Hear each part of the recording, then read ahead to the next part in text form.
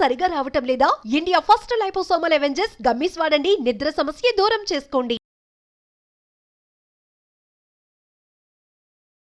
ఆత్మీయులైన ప్రేక్షకులకు నమస్కారం. నా పేరు డాక్టర్ చిరుమామిళ్ళ మురళీ మనోహర్.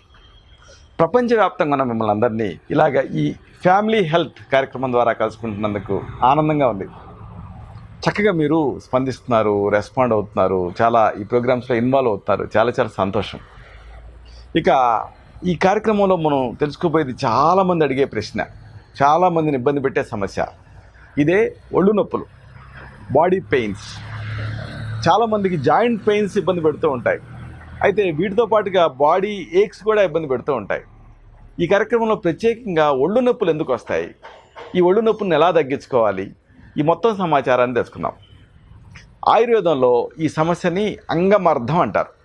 మామూలుగా ఈ జాయింట్ పెయిన్స్ని ఏమో సంధిస్వల అన్న పేరుతో పిలుస్తారు. సంధి అంటే జాయింట్ అని. ఇక్కడ జాయింట్లు కాకుండా కండరాలన్నీ కూడా నొప్పులు అనిపిస్తూ ఉంటాయి, సలుపులుగా అనిపిస్తూ ఉంటాయి.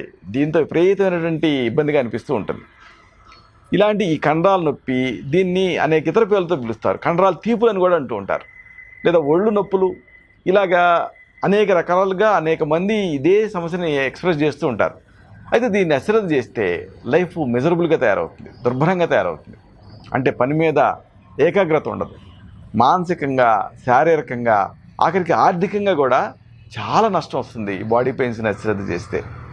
మెయిన్గా గృహిణుల్ని ఈ సమస్య ఎక్కువ ఇబ్బంది పెడుతూ ఉంటుంది. దీంతో ఆ పని మీద ఫోకస్ తగ్గిపోతుంది, యాక్సిడెంట్ కూడా అయ్యే రిస్క్ ఉంటుంది. మరి ఇలాంటి ఈ బాడీ పెయిన్స్ ఎందుకు వస్తాయి? ఆయుర్వేదం ఏం చెప్తుందంటే సంక్షేపత క్రియాయోగో నిదానస్య వర్జనం ఉంటుంది. అంటే కారణాలు కనుక్కొని సరిదిద్దుకోవాలి. కారణాలు ఏమిటి అంటే కొంతమందికి తెలుసో తెలియకో దెబ్బలు తగులుతాయి, గాయాలు అవుతాయి. ఆ గాయం అయినప్పుడు, దెబ్బ తగిలినప్పుడు అశ్రద్ధ చేస్తారు, దానిపైన దృష్టి పోదు. తర్వాత ఇక కౌకు దెబ్బల్లాగా అవి బాడీ పెయిన్స్ ఇబ్బంది పెడుతూ ఉంటాయి. అలాగే మరొక కారణం ఏంటంటే స్ప్రెయిన్. స్ప్రెయిన్ అంటే ఏమిటి? జాయింట్ చుట్టూ ఉండేటటువంటి లెగమెంట్కి దెబ్బ తగలటం, విపరీతమైన నొప్పి వస్తుంది. మర్మ అంటుంది ఆయుర్వేదం, అంటే మర్మ పాయింట్స్ ఇవి. అలాగా ఆ లెగమెంట్కి దెబ్బ తగిలింది అనుకోండి, ఒక పట్టాన నొప్పి తగ్గదు. ఎందుకంటే మూవ్మెంట్ ఉంటూ ఉంటుంది కాబట్టి. జాయింట్ చుట్టూ ఉండేటటువంటి ఆ లెగమెంట్కి దెబ్బ తగిలితే దాన్ని స్ప్రెయిన్ అంటారు. ఇక మరొక రకం బాడీ పెయిన్స్ ఉంటాయి, అదేంటంటే స్ట్రెయిన్ ఇంజరీస్. స్ట్రెయిన్ అంటే ఏమిటి అంటే కండరం ఒత్తిడికి గురైంది అనుకోండి, అప్పుడు స్ట్రెయిన్ రిలేటెడ్ పెయిన్స్ వస్తాయి. స్ప్రెయిన్ వేరు, స్ట్రెయిన్ వేరు. స్ప్రెయిన్ ఏమో లెగమెంట్కి దెబ్బ తగిలినప్పుడు వస్తుంది, స్ట్రెయిన్ ఏమో కండరం ఒత్తిడికి గురైనప్పుడు వస్తుంది. దీంతో కూడా బాడీ పెయిన్స్ వస్తాయి. అలాగే మరొక కారణం, కొంతమంది ఎక్కువ స్థాయిలో అదే పనిగా ఎక్కువసార్లు అదే మూమెంట్ ఇస్తూ ఉంటారు, శరీరాన్ని వినియోగిస్తూ ఉంటారు, అప్పుడు పెయిన్స్ వస్తాయి.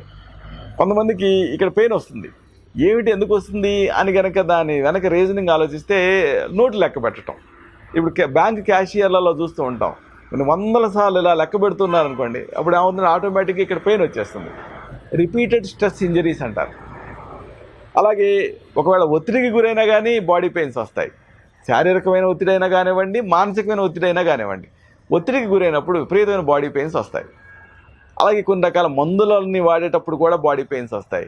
ఉదాహరణకు బీపీ మందులు, బ్లడ్ ప్రెషర్ మందులు, రక్తపోటుకి మందులు వాడే వాటిలో కొన్నిటికి బాడీ పెయిన్స్ని కలిగించే నైజం ఉంది. అలాగే కొలెస్ట్రాల్ తగ్గించుకోవడానికి వాడే మందుల వల్ల కూడా కొంతమందికి బాడీ పెయిన్స్ వస్తాయి. ఇదంతా ఒక ఎత్తు అయితే, కొంతమందికి బాడీ పెయిన్స్ స్పష్టమైన కారణం లేకుండా వస్తూ ఉంటాయి. అప్పుడు దాన్ని వైద్య పరిభాషలో ఫైబ్రోమయాల్జియా అంటారు. ఆ ఫైబ్రోమయాల్జియాతో బాధపడే వాళ్ళకి స్పష్టమైన కారణం లేకుండా టెస్ట్లో ఏది దొరకదు, విపరీతమైన బాడీ పెయిన్స్ ఉంటాయి. అలాగే మరొక కారణం డెర్మటోమయోసైటిస్, ఒక ఆటోఇమ్యూన్ వ్యాధి. అలాగే అతి ముఖ్యమైన కారణం బాడీ పెయిన్స్కి రక్తంలో కాల్షియం బాగా తగ్గిపోవటం. అప్పుడు మజిల్ క్రాంప్స్, ఇలా ఒళ్ళు విరుచుకుంటే పట్టేస్తుంది, నిద్రలో ఇలా కాడు దాపుకుంటే పట్టేస్తుంది, విపరీతమైనటువంటి నొప్పి వస్తుంది. అలాగే రక్తంలో పొటాషియం తగ్గినా కానీ బాడీ పెయిన్స్ వస్తాయి, ఎలక్ట్రోలైట్స్లో ఆ సమతుల్యత దెబ్బతింటుంది. ఇక ఇన్ఫెక్షన్ సరే, అందుకే మీరు గమనించారు లేదో, ఫ్లూ ఇన్ఫెక్షన్ మీకు ఎప్పుడైనా వచ్చినప్పుడు మీకు తెలుస్తుంది, అమ్మో ఎంత బాడీ పెయిన్స్ ఉంటాయా అనిపిస్తుంది. ఎందుకంటే ఈ వైరస్కి అంత బాడీ పెయిన్స్ని కలిగించే నైజం ఉంటుంది. మలేరియాలో, లూపస్లో కూడా ఇలా బాడీ పెయిన్స్ ఉంటాయి. ఇలాంటి బాడీ పెయిన్స్ ఉన్నప్పుడు కొన్ని అనుబంధ లక్షణాలు ఉంటాయి, కొన్ని ప్రత్యేకమైన టెండర్ పాయింట్స్ ఉంటాయి. అక్కడ నొక్కితే చాలు విపరీతమైన నొప్పి ఉంటుంది, ముట్టుకుంటే నొప్పి వస్తుంది. అలాగే ఒళ్ళంతా కూడా పచ్చి పుండులాగా ఉంది డాక్టర్ గారు అని చెబుతూ ఉంటారు. పచ్చి పుండు అంటే మామూలుగా పెయిన్స్ ఉన్నాయనుకోండి, మసాజ్ చేస్తే హాయిగా ఉంటుంది. కానీ ఇలాంటి సందర్భాలలో అక్కడ ముట్టుకుంటే చాలా నొప్పి వస్తుంది. అంటే పక్క కుదరదు, ఎటు ఒత్తిగిల పడుకున్నా కానీ విపరీతంగా నొప్పి అనిపిస్తూ ఉంటుంది, నిద్ర పట్టదు. దీని అనుసరించి మళ్ళీ కుంగుబాటు నుంచి బాడీ పెయిన్స్ వేధిస్తూ ఉంటాయి, జీవితాన్ని నరకం చేస్తాయి. ఇలాంటి బాడీ పెయిన్స్ని ఎలా తగ్గించుకోవాలి? కొన్ని అద్భుతమైన ఔషధాలు ఉన్నాయి, చాలా సింపుల్, చాలా తేలిగ్గా తయారు చేసుకోవచ్చు. వరుసగా వీటిని తెలుసుకుందాం. మొదట ఔషధం. దీనికి మీకు కావాల్సింది మీ ఇంట్లో ఉండేదే, లేదు ఒకవేళ లేకపోయినా మీరు ఈ డిపార్ట్మెంటల్ స్టోర్స్ నుంచి, సూపర్ బజార్ నుంచి తెచ్చుకోవచ్చు. ఆవ నూనె, మస్టర్డ్ ఆయిల్. ఏ రోజుకి ఆ రోజు 1 టీ స్పూన్ సిద్ధం చేసుకోవాలి. అలాగే ఆముదం ఆకు, దీన్ని కూడా పైన బ్యాండేజ్ కోసం సిద్ధం చేసుకోండి. తయారీ ఎట్లా అంటే, ఆవ నూనెని ఒక చిన్న పాత్రలో తీసుకొని స్టవ్ మీద పెట్టి వేడి చేయండి. వేడి చేసేసి ఇప్పుడు ఈ వేడి ఆవ నూనెని తీసుకొని, మస్టర్డ్ ఆయిల్ని, వేడి చేసిన ఆవ నూనెని ఆముదం ఆకు మీద పూయండి, ఒక కోటింగ్ లాగా. ఇప్పుడు మీకు ఎక్కడైతే నొప్పిగా ఉందో అక్కడ ఈ ఆముదం ఆకుని చుట్టుకోండి. అంటే ఆవ నూనె పూసిన ఆముదం ఆకుని చుట్టుకోండి శారీరక భాగం మీద. ఆశ్చర్యకరంగా మీకు ఉదయం లేచేటప్పటికి ఆ నొప్పి వ్యానిష్ అయిపోతుంది, మాయం. ఇలాంటిదే ఈ కండరాల నొప్పిని తగ్గించే మరొక చక్కని ఔషధం. దీనికి కొంత ప్రొసీజర్ ఉంటుంది. మామూలు మీరు పసుపునే వాడబోతున్నారు, అయితే మామూలుగా వాడితే దీనికి అంత ఎఫెక్టివ్నెస్ ఉండదు. దీన్ని ఒక ప్రత్యేకమైన పద్ధతిలో వాడుకుంటే అమేజింగ్గా పనిచేస్తుంది. ఎలా వాడాలో తెలుసుకుందాం. తాజా పసుపు కొమ్ము 1 సిద్ధం చేసుకోండి. అలాగే దీన్ని లోపలికి సేవించడానికి పంచదార అనుపానం కోసం సిద్ధం చేసుకోండి. ఈ పసుపుని సిద్ధం చేసుకోవాలి. ఎలా సిద్ధం చేసుకోవాలంటే, ఫ్రెష్గా ఉండేటటువంటి ఒక మధ్య సైజు ఈ పసుపు కొమ్ముని తీసుకోండి. తీసుకొని ఒక చిన్న పాత్రలో మంచినీళ్ళు తీసుకొని, ఈ పసుపు కొమ్ము తీసుకున్నారు కదా, ఈ పసుపు కొమ్ముని ఆ నీళ్ళలో వేయండి. 2 గంటలు నానబెట్టండి. అంటే ఈ పసుపు కొమ్ముని మంచినీళ్ళలో వేసి ఒక 2 గంటలు నానబెట్టారు. ఫస్ట్ స్టెప్ అయిపోయింది. తర్వాత ఏం చేస్తారంటే, ఈ పసుపు కొమ్ముని, నానిన పసుపు కొమ్ముని తడిగుడ్డలో చుట్టండి. చుట్టేసేసి ఇప్పుడు స్టవ్ వెలిగించి ఆ బ్లూ ఫ్లేమ్ వస్తూ ఉంటుంది కదా, ఇప్పుడు ఈ తడిగుడ్డలో చుట్టినటువంటి ఈ పసుపు కొమ్ముని నేరుగా ఆ మంట మీద వేడి చేయండి. తర్వాత ఇప్పుడు ఈ పసుపు కొమ్ముని మళ్ళీ రోల్లో వేసి దంచి పేస్ట్ లాగా తయారు చేసుకోండి. అంటే దంచితే పేస్ట్ అవుతుంది, ఎందుకంటే నాని ఉంది కదా, పసుపు పేస్ట్ లాగా అవుతుంది. ఇలా తయారు చేసుకున్న ఈ పసుపు పేస్ట్ని ఒక టీ స్పూన్ పంచదార కలుపుకొని పేస్ట్కి రాత్రి పడుకునే ముందు కడుపు లోపలికి తీసుకోండి. పంచదార, పసుపు పేస్ట్ కడుపులోకి తీసుకున్నారు.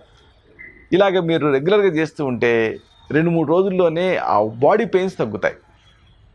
ఇలాంటిదే మరి బాడీ పెయిన్స్కి పైన ఒక చక్కటి లినమెంట్, అంటే పైకి పూసుకునేటువంటి ఒక ఔషధం తెలుసుకుందాం.